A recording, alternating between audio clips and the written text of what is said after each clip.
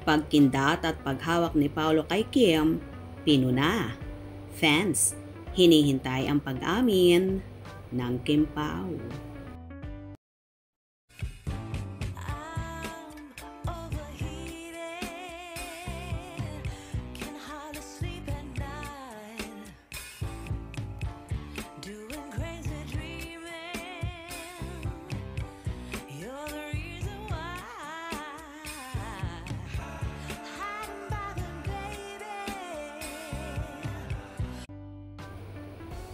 Mula nang malantad ang bakasyon ni Kim Chiu at Paolo Avellino sa Manpulo, mas lalong tumindi ang dilulo ng kanilang fanay at mas lalong nabibigyan ng kahulugan ang mga galaw ng dalawa. Sa katatapos na event ng Kim Pao para sa kanilang ini-endorsong refreshment dessert mula sa isang fast food, binasa ng Kim Pao Ladja na present sa okasyon ang galawan ng dalawa. Una, nang kinumpirma ang resibo ng pagiging magjowa na raw ni Kim at Paolo, ang paghawak ng aktor sa kanyang kapareha. Mapapanood sa video na pinoste ni at Karina daw ang slow motion ng Kim Pao na magkadikit ang katawan habang kumakanta. Nakahawak si Paolo sa likod ni Kimi na mula sa pagsulpot nila sa stage hanggang sa bahaging unahan. Hindi tinanggal ng aktor ang mga kamay nito sa pagkakayakap sa It's Showtime host. Singa ng nasabing fan na napansin ang pagiging mas clingy ni Paolo kay Kim.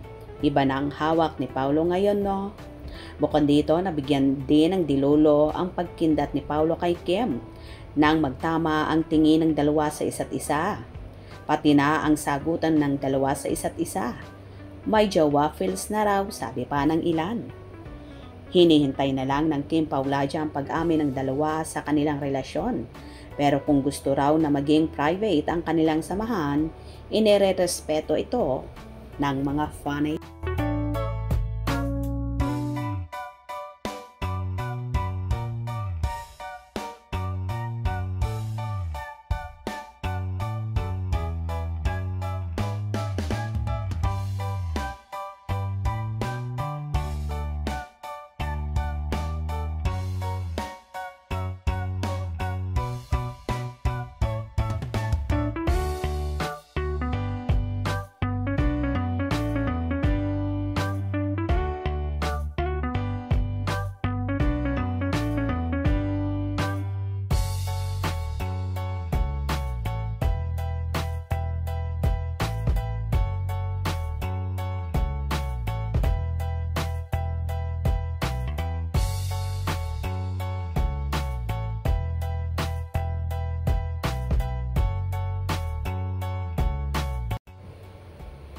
Well, obvious naman na magjowa na ang Kim Pao base na rin sa galawan nila.